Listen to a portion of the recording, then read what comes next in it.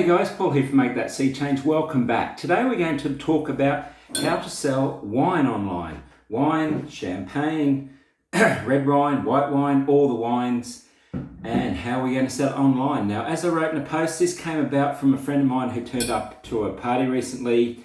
He turned up with all these bottles and he tried to flog them off to us all. He had joined a multi-level marketing program all to do with wine, and this was his new way to make some money. So that aside, one thing he kept saying to me was, online wine is the new gold. Online wine is the new gold. And I thought to myself, well, let's check it out and have a look. So today, as I mentioned, we're going to talk about how to sell wine online.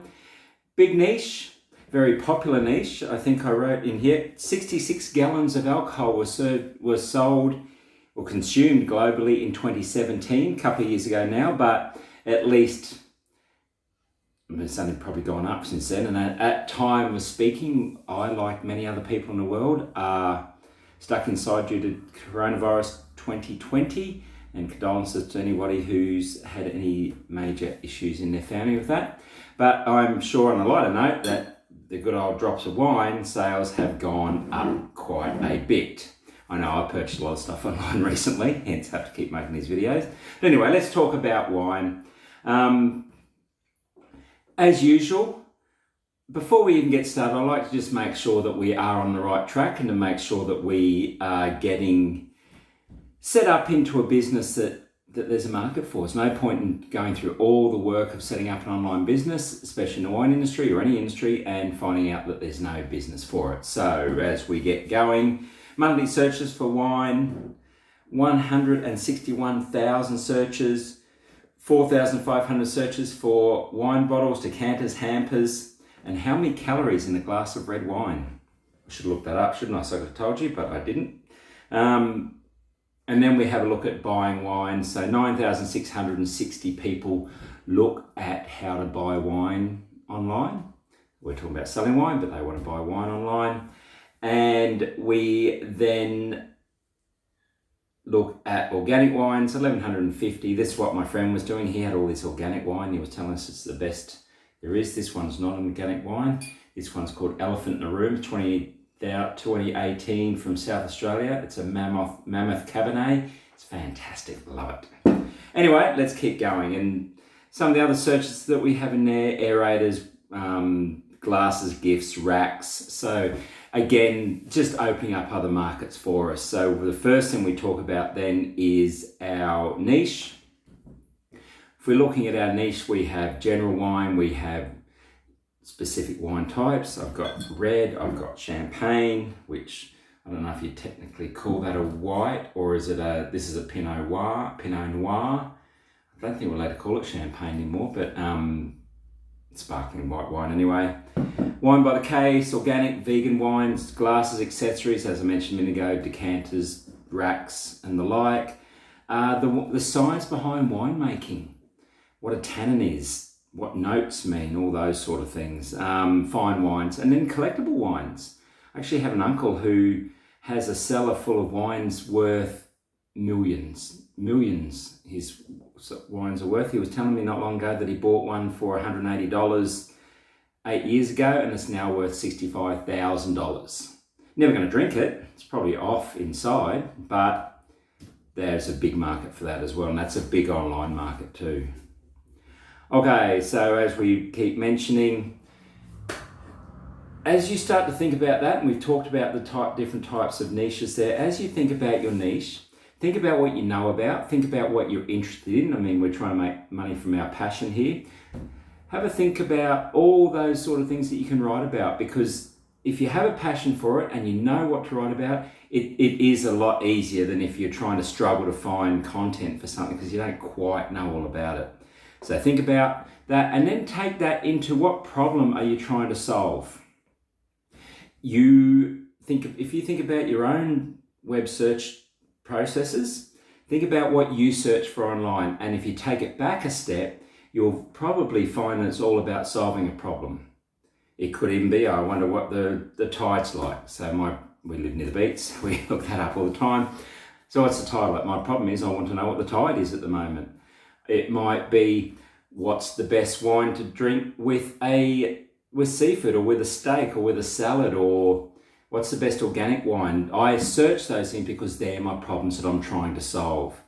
So think about that, and that's how you'll write your posts, and that's how you will give your sales pitches within your websites, or however you decide to solve, because how you decide to promote it, because you're solving these problems.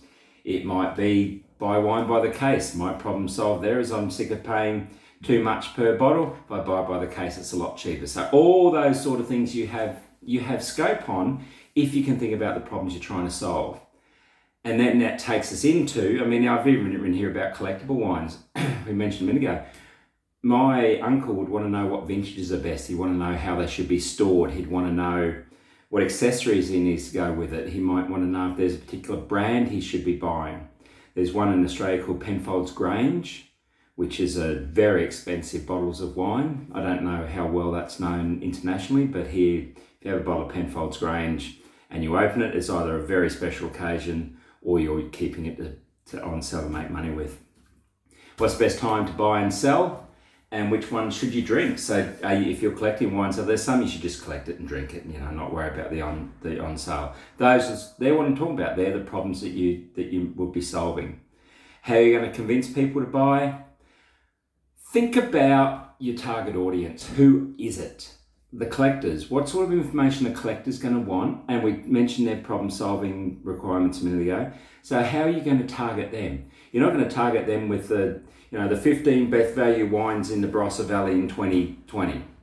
They don't care, because they're not going to buy $15 bottles of Chardonnay. They're not going to buy $20 bottles of Cab Sav.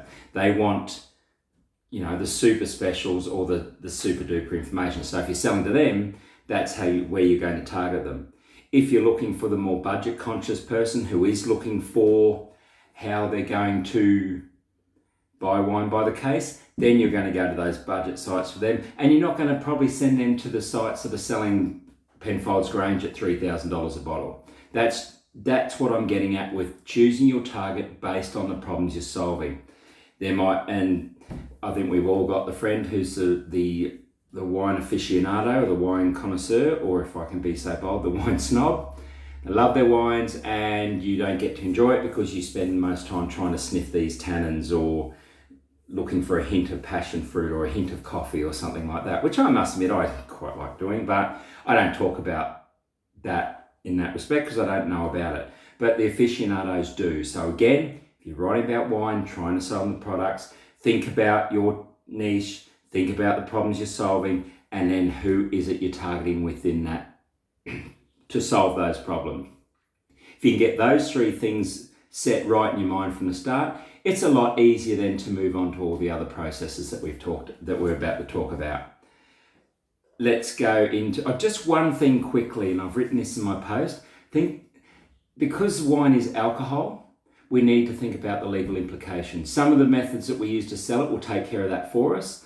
Others will not. Now, normally I'd say to someone, if they were selling, for example, essential oils, I could say, if you want to white label it, buy the essential, brandless, labelless essential oils, stick your brand on it, and then sell it on Amazon or eBay. You cannot sell alcohol on Amazon or eBay or some of those. So how you sell wine has a lot to do with the legalities of the jurisdictions you're in. There's a multi-level marketing company that I wrote a review on recently, and I did notice, and they're US based, they had a list of the US states that they weren't allowed to sell into.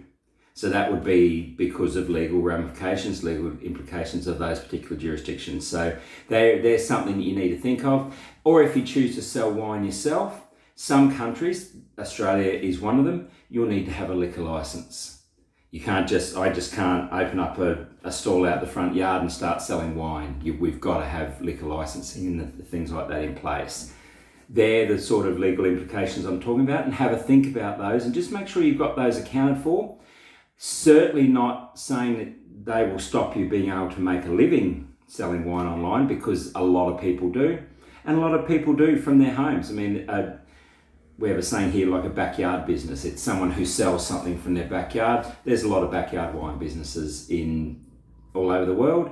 Just make sure that you're covering the legal ramifications, the legal implications of wherever it is that you live. Let's move forward now to how we're going to sell the wine. So this has a lot to do with the jurisdiction, the legal implications I just mentioned. This also has a lot to do with what your niche is, what problems you're solving, and who your target audience is. So the first one we have here, the first way that you can sell wine online is through affiliate marketing. Now, affiliate marketing is a process where you join the affiliate program of a company. So say, for example, Elephant in the Room, that's not the company, that's the name, but say Elephant in the Room had an affiliate program. I join their affiliate program. I write all about the Mammoth Cabernet. I write a review on it. This is what it is. This is what it's for. It's best for people who want to have it for a Sunday barbecue or to open up in front of the fire or whatever. It sells for $20. I then refer the reader directly to the Elephant in the Room company.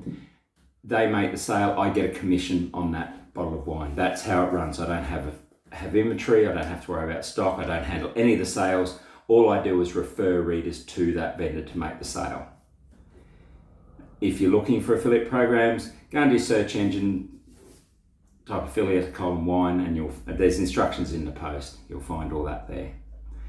If you are going to go an affiliate marketing setup arrangement, find your affiliate programs. You'll need to apply for your affiliate program, so make sure that you are writing, when you apply for affiliate programs, you'll need to write, who you are, what your website is. Some of them will want promotional ideas and how you plan to promote. Some of them will want traffic. Some of them will want your social media information. You apply, don't do a half-baked job of that or they will reject you, and then off you go. Okay, next option you have then is drop shipping. Now, drop shipping is similar to affiliate marketing. The only difference is that you are dealing directly with a wholesaler rather than a retail vendor. That means that you still write about the product, but at the end of the day, the person who wants to buy the product buys it from me, not from the vendor. I have a wholesale arrangement with the vendor, so it's like any normal bricks and mortar store, I guess. I have an arrangement with the wholesaler, so you'll buy 10 bottles from me. I'll then send the wholesale cost off to the vendor, and they will ship out the wine to you. So again, I don't have to worry about inventory, but I do have to worry about the sales screens. I do have to worry about customer service and the like. That's the main difference. And the advantage there is that I can set a price. So it might be, if a vendor in affiliate marketing sets that for $20, I might be able to set it for $19. I'm not going to lose $1 on a profit, but I might generate more sales because I'm cheaper. And on the other side of the fence, at Christmas time, if you have a look in the trends above, there is a peak at Christmas time. I might be able to sneak an extra $1 per bottle on here and make a little bit of extra money in the seasonal grab. And again, you search for your drop shippers online, you apply for their programs or strike up an arrangement with them. Next one I'm going to talk about is multi-level marketing programs. Now they are they're not as prevalent in the wine industry. My friend was in one. I found a couple online. They're not as much as what you generally consider multi-level marketing if you're looking at essential oils or clothing or supplements or CBD oil or anything like that. It's not as prevalent as I say in the wine market, but it is there. For those of you who aren't sure of multi-level marketing, think of Tupperware, think of Amway. You can make some good money out of it these days because a lot of them will give you a base commission. So I looked at one recently, and if you just wanted to sell the wine, you get, I think, 30% commission on everything you sell. So it's good commissions, but then where the multi-level marketing aspects come into it is that you then convince people underneath you to sell it as well, and you make a profit. You make a commission on what they sell as well as what you sell. A lot of them have a bad name because they're very heavy on recruitment. So do your homework and make sure that you're comfortable with the process and comfortable with how they're going to work. They don't always have the best of names, but there's also people make money out of them as well. So think about that. But multi-level marketing is a way that you can make some money with selling wine. And multi-level marketing and affiliate marketing, as I mentioned, they tend to handle the legal implications themselves, mainly because they're the ones selling it. So you can sell the wine, but I don't need a liquor license or anything because I'm referring to someone else who's actually making a sale. Dropshipping is a bit of a grey area. Speak to your supplier about that, see if they hold all those licensing. They may or may not. Selling your own is one, however, where you will need to consider your licensing implications and whether you do need a liquor license or an alcohol license or whatever they're called internationally. Basically, it's called private label a lot in the wine industry as well. So you find someone, I might find these guys and the label's blank. So I buy the wine, I stick this on here, Paul's Wine, and I sell it. That's what white labeling is. I'm selling product that I haven't made, but it's got my label on it. You can do it for anything. I mean, anything you can white label these days, or supplier is another way of looking at it, private label in the wine, as I say. So I have to go off, purchase all the wine, stick my label on it, and then I can sell it. A bit harder in wine because, as I say, you can't sell on Marketplace, Amazon, social media platforms. Craigslist and eBay, I think you can. eBay you might be able to, but you need a liquor license. If you don't have a liquor license, especially in Australia, you won't be able to sell it on those platforms. But there are platforms out there that allow you to sell wine through it, or you can sell it through your own website, markets, whatever. So have a look at that. There is private, if you do white label wine, it again brings up a whole list of them. Now that we have our methods, so we've chosen our niche, we've discussed the problems we're solving, we've targeted our audience, we've decided how we're going to sell it. Is it affiliate marketing? Is it drop shipping? Is it multi-level marketing? Is it sell your own? What do we need to do? We need a website. Multi-level marketing, I can give you your own website, but if you're dealing with affiliate marketing, drop shipping, selling your own, you'll need a website. Lots of places you can build a website. If you need help, there's a big blue box underneath the build a website section in the post below called Are You Ready to Turn Your Fashion into Passive Income Using a Simple 4-Step Formula, which is a long-winded word to say. Basically talks you through any of the process. Choose your niche, build your platform, add your monetized links and get traffic to it. They're your 4 steps. If you need help, click on that red button. It's free. You can get in there, you can get some training, build your own websites, off you go for free. So if you need help with that, comment below if you have any questions. You can promote your stuff on social media. Normally you have a website and then you promote to social media with that. So consider that as well. Facebook, you can write about wines. Instagram, you can take pictures, etc. Now be careful with social media, again, because we're dealing with alcohol. They tend to have more stringent, Facebook will block you quick as look at you best of times, but they have more stringent requirements in place when it comes to alcohol, so you will need to think about how you're going to promote that. Generally, if you write about it and then just refer back to your website, not to a direct selling link, you tend to be okay. There is wine groups and wine pages online in Facebook. I had a look at some before, they're all there, so you can do it, just be careful.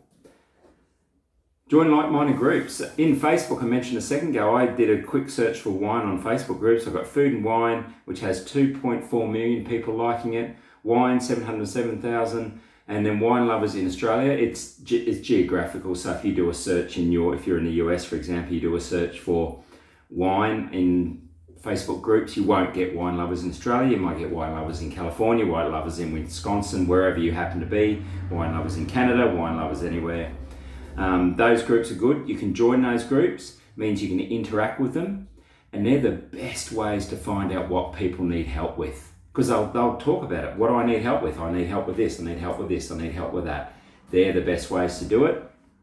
Most of them won't let you spruik your information in there. Spruik your sales. You can't get on and say, hi, I'm Paul, I've got a wine site, buy my wine. They'll block you as quick as look at you. But as you interact with them, you can start to sprinkle that in, but you will also find out what they need help with at the same time. And that's it, guys. How to make money selling wine online, or how to sell wine online. Choose your niche. I've been talking mainly about wine, but as I say, there's wine glasses, wine racks, wine pouring, the science behind wine, whichever you want to talk about. So think about your niche, the problems you're solving within that niche, and who you're targeting to solve, whose problems you're looking to solve, who's your target audience.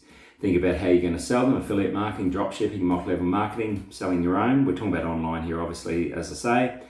and then think about what you need. You'll need a website, you need to promote on social media, and join some groups and learn all about it. Okay guys, hope that was helpful. If you're watching this within YouTube, please like and subscribe to my channel. If you're watching within the post, as I said before, any feedback, any comments, any questions about making money selling wine or wealthy affiliate, or how to get in and build a website to assist you with this, comment below. We'll answer any questions you have. Hope that was helpful guys. Thanks again, and